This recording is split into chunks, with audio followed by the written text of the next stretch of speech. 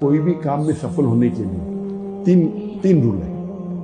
Number, چاہے دعوتی کام ہو چاہے بزنس ہو، نمبر 1 رول اللہ تعالیٰ کہتے ہیں سورہ عمران میں سورہ نمبر 3 آیت نمبر 160 میں کہ اللہ اگر آپ کی مدد کرے گا تو آپ کو کوئی بھی شکست نہیں کر سکتا، لیکن اللہ اگر آپ کو چھوڑ دے گا تو کوئی بھی آپ کی مدد نہیں کر سکتا. اسی لیے یا مومنو، اے مومن اللہ پہ بھروسہ رکھو. سیکنڈ فارمولا ہے، اللہ تعالیٰ فرماتے ہیں سورہ عنکبوت میں سورہ نمبر 29 آیت نمبر 69 میں، اگر آپ اللہ کے راہ میں جہاد کریں گے، جد و جہد کریں گے تو اللہ تعالیٰ آپ کے راستے کھول دے گا.